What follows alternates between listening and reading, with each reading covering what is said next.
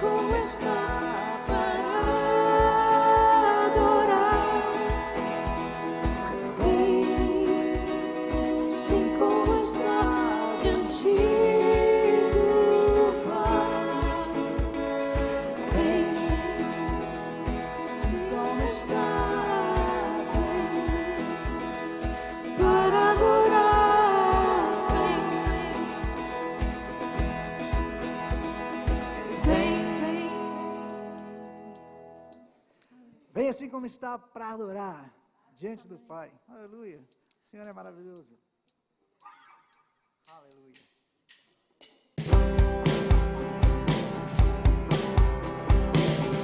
Nossas forças irão se renovar, se esperarmos o Senhor, esperarmos no Senhor.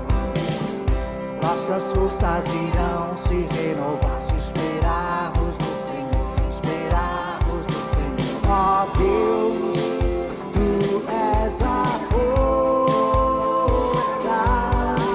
que traz a esperança, pois só Tu és o eterno Deus, Tu és o eterno Deus, que nunca irá deixar teus filhos. Tu és o nosso defensor, o Deus consolador,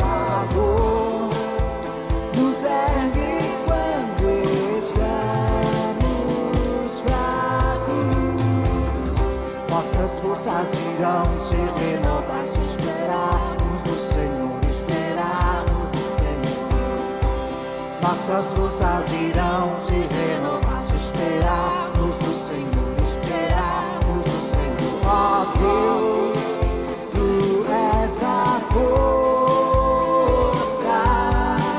que traz a esperança, pois só Tu és o eterno Deus, Tu és o eterno Deus, que nunca irá deixar teus filhos. Tu és o nosso defensor, o Deus consolador, nos ergue quando estamos fracos.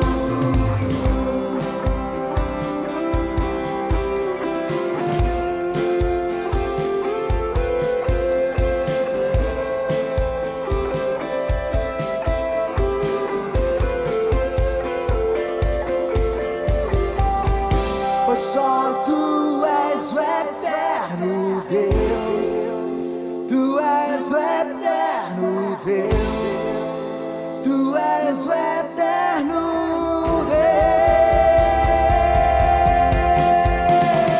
Nossas forças irão se renovar, se esperarmos no Senhor, esperarmos no Senhor.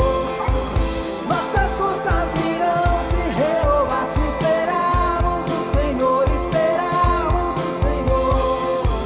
Pois só Tu és o eterno Deus, Tu és o eterno Deus, que nunca irá deixar teus filhos. Tu és eterno Deus que nunca irá deixar seus filhos. Aleluia. Você sente isso? Você consegue sentir isso na sua vida? Que você tem um Deus que nunca jamais vai te deixar? Que nunca vai sair do seu lado? Right? Yes, we do. Nós temos. Aleluia.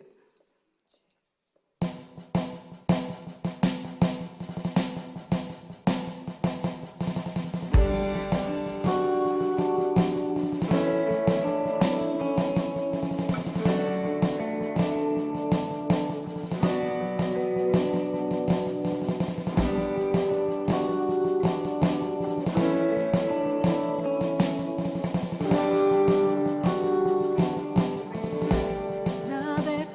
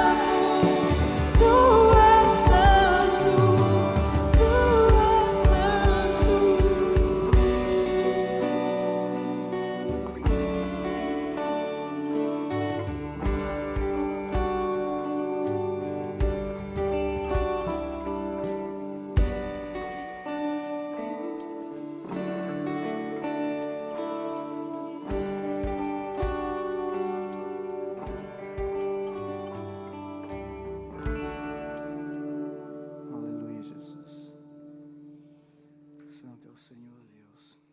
Tu és o meu respirar, Senhor. Aleluia. Santo és tu, Senhor.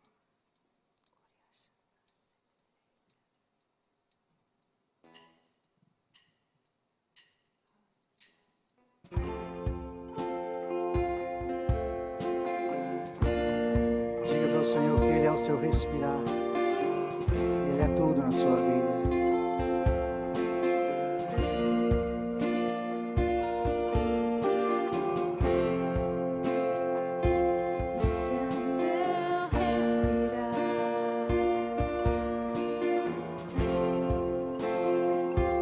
Este é o meu respirar,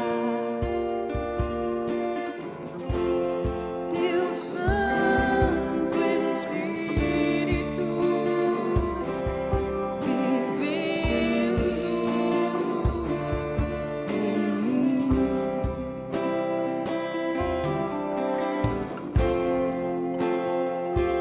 E este é o meu pão.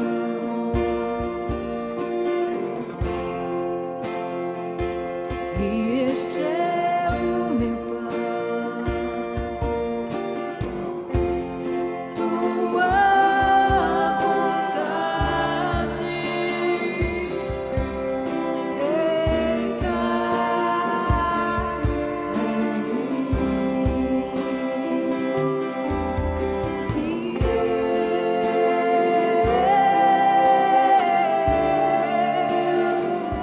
Eu nada sou sem ti.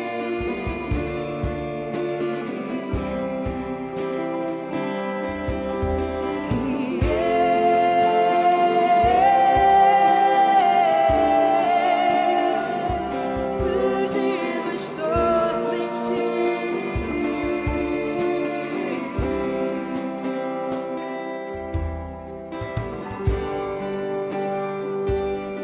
É o meu respirar,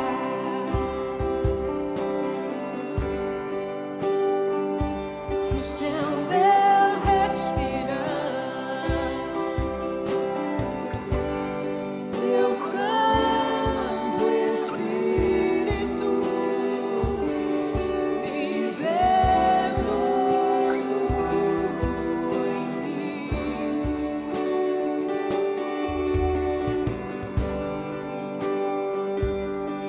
Este é o meu pão,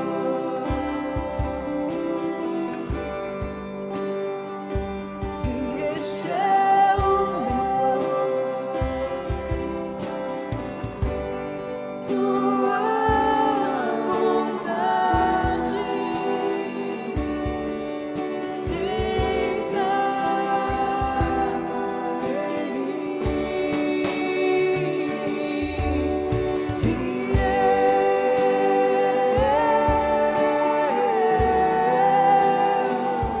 eu nada sou sem ti.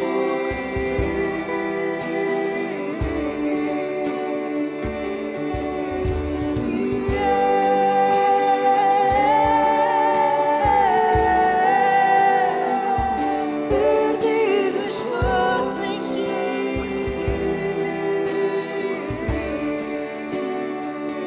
Perdido estou sem ti.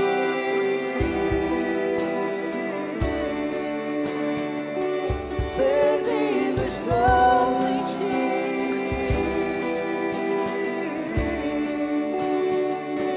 Perdido estou sem ti.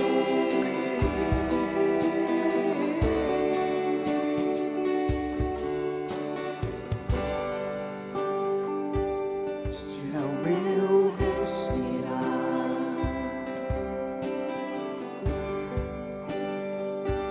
Este é o meu respirar,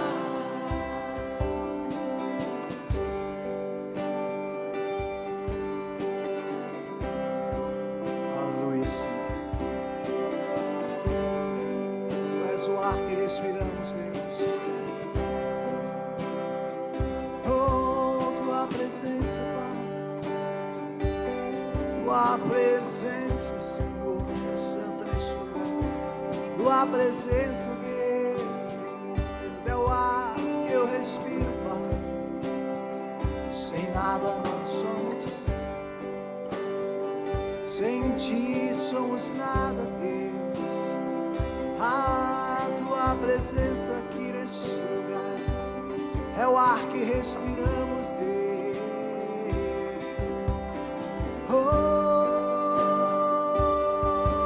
Aleluia, Deus. Nós te amamos, Pai. Nós te glorificamos, Senhor. Diga ao Senhor o quanto você o ama.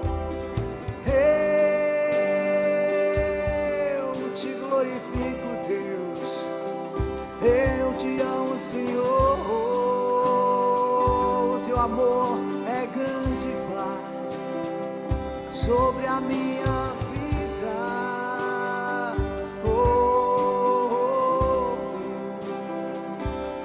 Diga: Santo, Santo Deus, Santo Deus, Santo Deus. Tu és santo, Senhor. Santo, Santo, Santo Deus. Tu és santo, Senhor. Tu és santo, Santo Deus. E nós te glorificamos, Pai. Aleluia, Senhor. Obrigado, Deus, pela saúde, Deus. Obrigado, Senhor, pela nossa vida, Pai. Obrigado, Pai. Obrigado pela tua palavra, Senhor. Tua palavra que nos santifica. Obrigado pela tua palavra, Deus. Tua palavra que nos santifica. Somos santificados, Senhor, pela tua palavra. Somos santificados, Deus, pela presença do teu Espírito na nossa vida, Pai. Aleluia, Senhor. Obrigado, Deus, pelos testemunhos, ó Deus, de que tu és maravilhoso, Pai. Obrigado, meu Senhor, pelas coisas que o Senhor tem feito, meu Deus, na vida de cada um de nós aqui, Senhor. Obrigado, meu Deus amado, por coisas que para nós, Senhor, pareciam impossíveis, Pai. Mas para tu, Senhor, é tão simples, ó Deus. Obrigado, Senhor amado, por prosperidade, Deus. Obrigado por mudanças, ó Pai. Mudanças vêm nas nossas vidas, Senhor, e muitas vezes nós ficamos assustados, ó Deus. Mas é através das mudanças que a tua bênção chega nas nossas vidas. Obrigado, Senhor. Obrigado, Senhor. Aleluia. Santo és tu, Deus.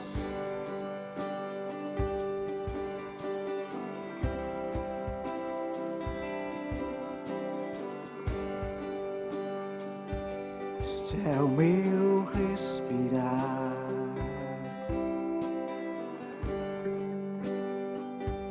Este é o meu respirar.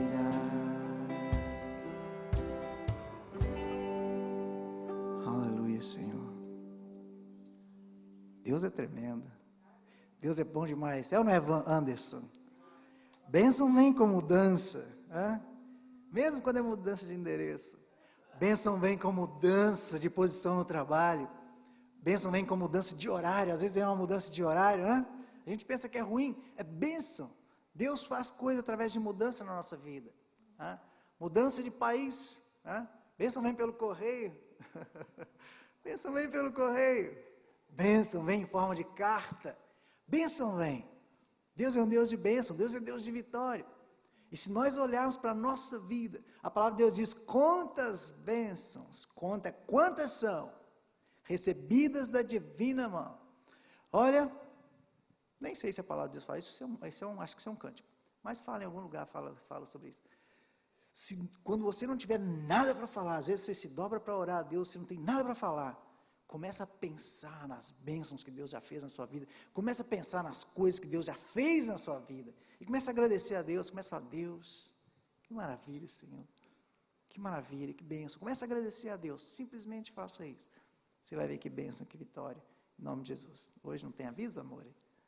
Não, hoje ela não tem aviso para vocês, ela está bem bonitinha. Amém.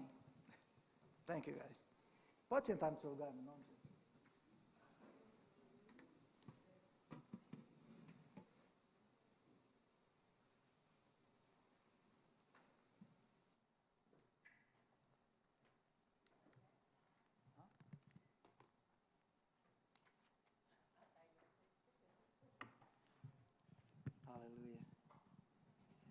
Irmãos, Deus é tão bom, Deus é tão bom.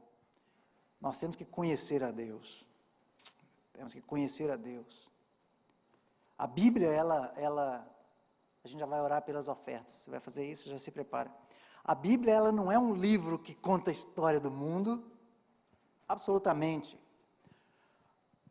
A Bíblia não é um livro nem que fala muito sobre as coisas que Jesus Cristo fez. Se você for na Bíblia, a Bíblia fala, tem 3 anos da vida de Jesus relatado ali só. A Bíblia, ela fala de Deus, é por isso que eu falei da nossa necessidade de conhecer a Deus. A Bíblia, ela fala de Deus e a Bíblia fala da redenção do homem, é o assunto da Bíblia. Porque o homem caiu, o pecado aconteceu, então a Bíblia aconteceu para mostrar o plano de Deus, para a redenção do homem. É isso, é para isso que a Bíblia existe. E é lá que a gente conhece o Senhor, é ali que a gente conhece a Deus, é ali que a coisa acontece realmente na nossa vida. Então vamos conhecer o Senhor através da palavra de Deus, né, João? Amém. Aleluia. Eu estou excited hoje, como diz o pastor Manzo. Vamos orar em nome de Jesus, então, e vamos consagrar a Deus as ofertas e o dízimo. Se você vai fazer isso nessa hora, faça em nome de Jesus. Deus Todo-Poderoso, nós glorificamos ao Senhor, Pai, pela Tua bênção. Nós agradecemos ao Senhor, ó Deus, porque Tu és santo, Pai. Porque Tu és tremendo e o Senhor tem nos abençoado, ó Deus amado, de uma forma tão grande, Deus, que nós não podemos contar, Pai. Em nome de Jesus, nós consagramos ao Senhor agora dízimos e ofertas, e eu peço, ó Deus, que a bênção do Senhor, ó Deus, continue, ó Pai, na vida de cada um de nós, ó Deus, em nome de Jesus, para abrir portas poderosas, Senhor, para transformar, para dar prosperidade, para trazer paz, ó Deus, na casa, para trazer saúde na família, Senhor, em nome de Jesus Cristo, que nada, Senhor, falte na casa e na vida dos Teus filhos, dos Teus servos, ó Deus, em nome de Jesus Cristo. Amém, amém, Jesus. Graças te damos, Deus. Aleluia.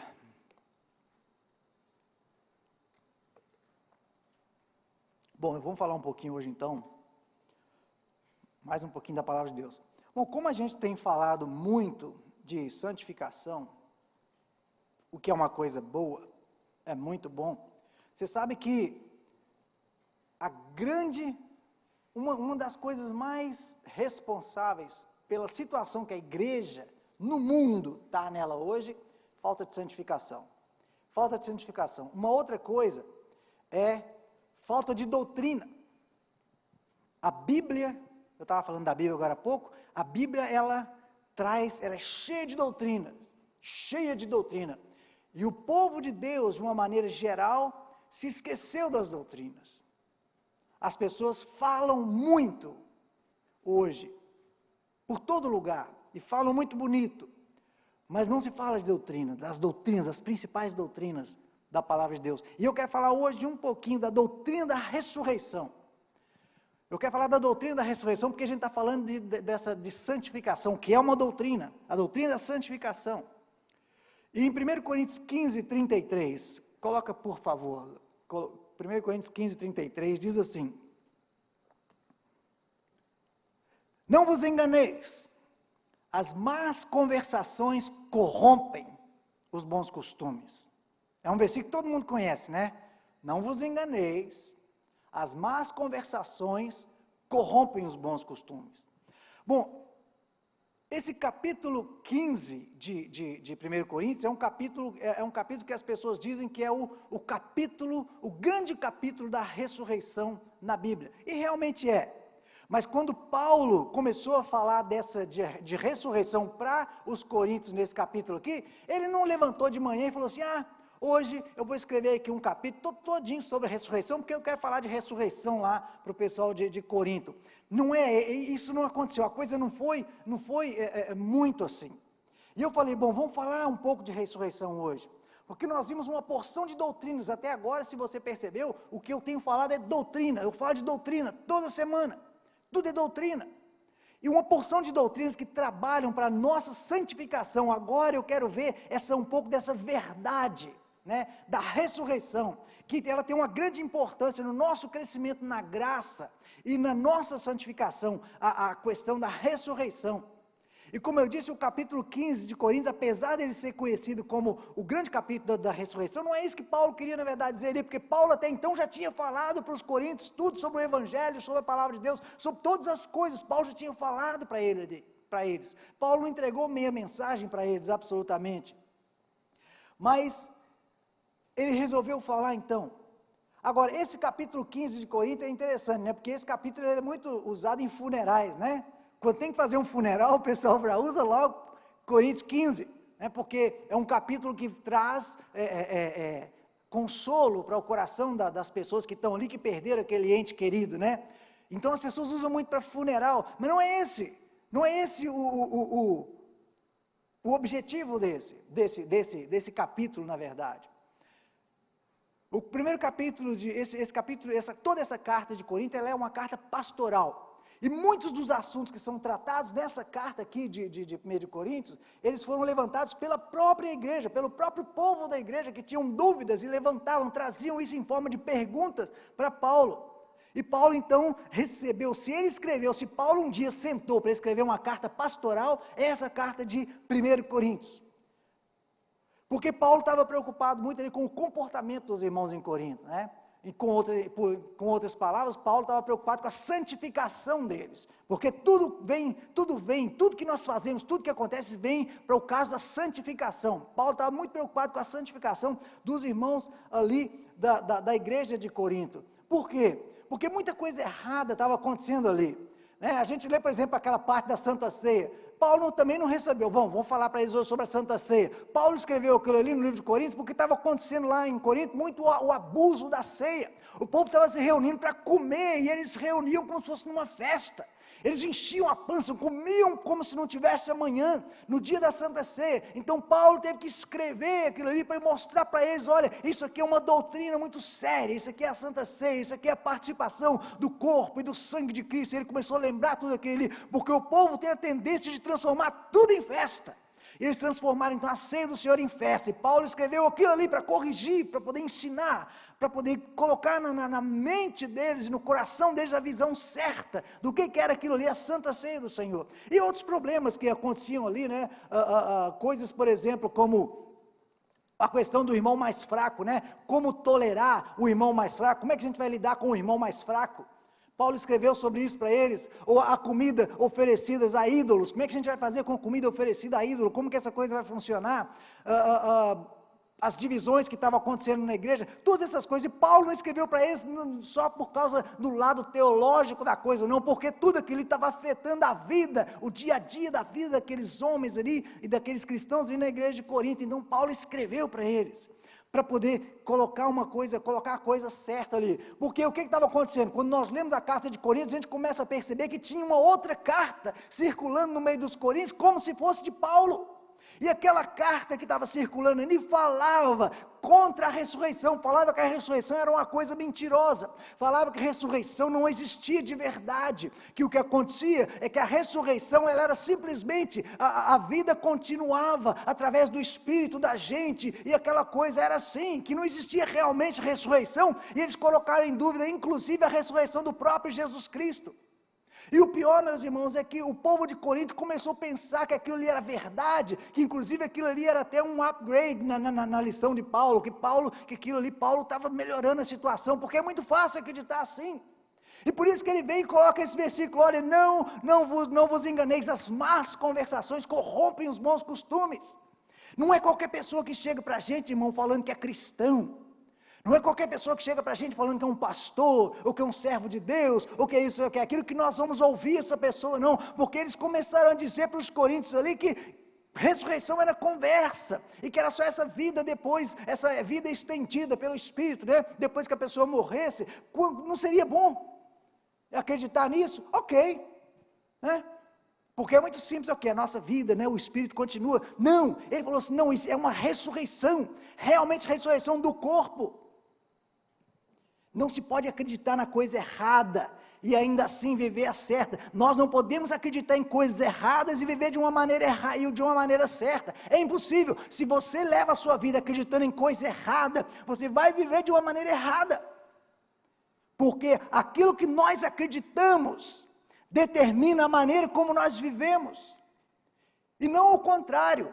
A maneira como é o que nós acreditamos. Então, se nós acreditamos na coisa certa, nós vivemos corretamente. É por isso que tem muito crente dentro da igreja hoje, vivendo uma vida totalmente perdida e louca, porque ele não acreditou. Quantas pessoas, irmãos, estão sentadas nas igrejas hoje por todo mundo, que elas estão ali talvez qual que é a palavra, gente? É tão difícil. Porque ela tem alguns benefícios na igreja, a igreja dá alguns benefícios, mas ela, na verdade, ela não acredita na palavra de Deus. Quantas pessoas estão dentro das igrejas hoje que acreditam em porções da palavra de Deus? Eu acredito nessa parte, mas eu não acredito naquela parte. E a palavra de Deus é a palavra de Deus. Ou nós acreditamos nela toda, ou nós não acreditamos. Então não adianta. E o que mais tem hoje são pessoas que acreditam em porções da Bíblia. Ah, não, isso aqui é sério. Não, isso aqui é conversa fiada. Não, isso aqui é legal, isso aqui é sério. Por quê? Coisas que gostam, que agradam, acreditam. A palavra de Deus é a palavra de Deus, e Deus, ele não se engana. Se a coisa está ali, é verdade. A Bíblia diz que a palavra de Deus é a verdade. Jesus Cristo fala: santifica-os, Pai, na tua palavra, porque a tua palavra é a verdade. Então, se tiver alguma coisa ali que não é verdade, então Deus é mentiroso, e Deus não é mentiroso. Todo homem se faça mentiroso, Deus não, Deus é verdadeiro. Então a palavra de Deus, ela tem que ser total na nossa vida, e esse é um problema grande, porque nós temos uma parcela muito grande de crente que acredita em algumas porções, mas não acredita em outras, e eles estavam meio que já felizes em acreditar que ressurreição não era uma coisa realmente muito verdade, né? Que era só essa continuação do Espírito. E se eles acreditassem naqueles ensinamentos ali errados sobre a ressurreição, toda a vida moral e a conduta deles ia apodrecer, ia deteriorar, porque a vida não tem sentido sem isto, não adianta.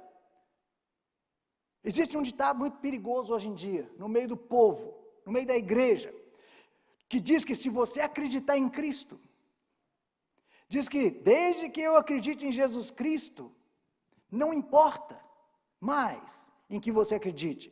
Desde que Jesus Cristo seja verdade, desde que Jesus Cristo está na sua mente, desde que você acredite em Jesus Cristo, não importa mais as outras coisas que você acredita. O importante é acreditar em Jesus Cristo. Isso é mentira. Porque crente, até o diabo né? Porque a Bíblia diz que ele crê e estremece. Então crê só, não adianta. Tem um monte de pessoas que creem, um monte.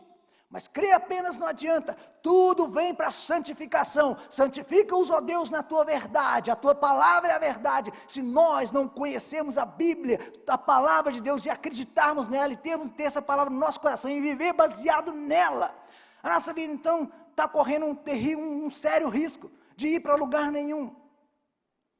Dessa forma, muitas pessoas estão sendo enganadas, porque elas estão dando ouvido a pessoas que se dizem cristãos, mas não acreditam em muitas coisas na Bíblia, separam textos para acreditar, como eu disse aqui.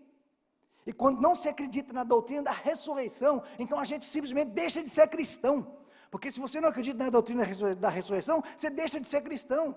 E os coríntios, eles estavam nessa situação.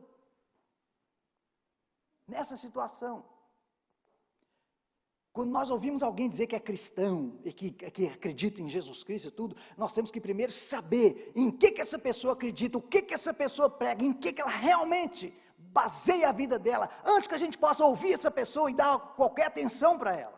Porque o mundo está cheio disso hoje. É assim, a Bíblia diz que o diabo, ele se transforma até em anjo de luz para chegar e te enganar. E se nós não estivermos por dentro da palavra de Deus, se nós não soubermos o que a palavra de Deus traz e diz para nós, qualquer um se disfarça em anjo de luz e vem e fala para a gente uma asneira e a gente acredita, e a nossa vida ela é tirada dos eixos.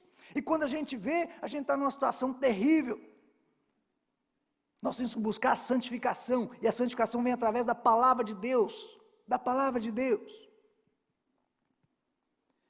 A mensagem do Evangelho, da vida cristã, tudo é baseada na ressurreição do Filho de Deus, de Jesus Cristo. Nós acreditamos em uma tumba vazia, totalmente vazia. O verso 29, o 1 Coríntios 15, 29, por favor, Daiane, e depois a gente vai ver o 32 logo em seguida também.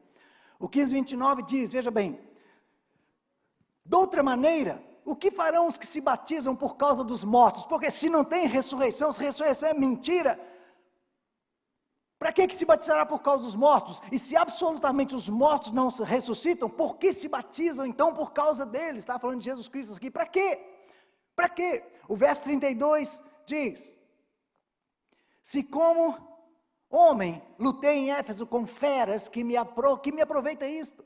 Se os mortos não ressuscitam, comamos e bebamos então, porque amanhã morreremos. Se eu não acredito que um dia esse meu corpo aqui vai descer para a cova, mas ele vai ser ressuscitado em glória, e como a palavra de Deus diz, nós seremos como Jesus Cristo, nós estaremos, olha irmãos, nossa vida, a vida depois da morte, não vai ser aquela coisa igual muitos falam, aquela coisa fantasmagórica, é só uma continuação do Espírito, não, é uma vida com um corpo de verdade, a Bíblia promete isso. Jesus Cristo foi visto aqui por muita gente, ele apareceu para os discípulos e para um monte de pessoas, nós vamos ter aquilo ali, nós vamos ter uma vida real, tão real, ou mais real do que esta aqui. Então nós não podemos nos apegar a essa vida aqui, as coisas que o mundo nos oferece nessa vida aqui, porque essa vida aqui ela é muito curta, ela passa muito rápido.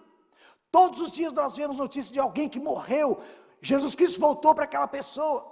Algumas pessoas dizem, a Bíblia fala mais de 2000 anos que Jesus vai voltar, isso é conversa fiada. Olha, cada pessoa que morre, Jesus Cristo voltou para aquela pessoa, e agora? Imagina, você fechou o olho, a morte chegou, instantaneamente você está nessa situação, você está diante de alguma situação, se você morreu com Cristo, você tem ali uns anjos para te acolher e te levar para um bom lugar, se não, a situação é outra, é negra, mas ela é real. O mundo não aceita isto. Mas nós sabemos dessas coisas. A igreja de Deus na terra hoje, ela está, como eu disse, por falta de crença nas doutrinas. Falta de crença nas doutrinas principais da Bíblia. Por exemplo, isso começou inclusive lá no século passado e se estende até hoje, essa perda de doutrina. A igreja vai perdendo a doutrina, as igrejas não ensinam mais doutrina. Por exemplo, coisas básicas, a doutrina da salvação, né? A doutrina do pecado, a doutrina da graça, a doutrina do batismo, a doutrina da santificação, são essas coisas. Isso são doutrinas, nós temos que saber isso, nós temos que conhecer essas coisas nos detalhes, nós temos que nos preocupar com os detalhes das doutrinas. A doutrina da fé cristã, por exemplo, que é a doutrina das Escrituras, saber que as Escrituras é uma doutrina, a doutrina das Escrituras, a doutrina do Deus triuno, né? O Pai, Filho e Espírito Santo em um só, isso é uma doutrina que muitas pessoas não conseguem entender, mas nós conseguimos, porque o Espírito Santo nos dá isso. A doutrina da oração é uma doutrina, a doutrina da igreja, a igreja é uma doutrina que também as pessoas não conseguem entender, e a doutrina das coisas futuras, ressurreição, como nós estamos falando aqui, o juízo, a vinda de Cristo, a tribulação, essas coisas são coisas futuras, são doutrinas, são coisas que a Bíblia fala, a Bíblia explica, a Bíblia ensina, e nós temos que conhecer isso, nós temos que ter isso no nosso coração, nós temos que mergulhar dentro dessas coisas. Mas não para puro conhecimento, como eu já falei aqui muitas vezes, não para poder ter conhecimento, não para poder sair por aí falando, não, eu conheço essas coisas, não, porque a Bíblia, ela não está ali para que nós para que nós conheçamos a Bíblia só com o papel, a letra. Esse foi o grande problema dos judeus. Os judeus conheciam a lei na palma da mão deles, mas eles falharam em conhecer o espírito da lei, e é isso que nós vimos aqui no Sermão da Montanha, que a lei do Senhor está lá, não pela letra, é o espírito da lei, o que a lei diz, o que essa palavra diz, o que o espírito da palavra, a palavra de Deus é uma doutrina, o que esse espírito dessa palavra diz? O espírito da palavra diz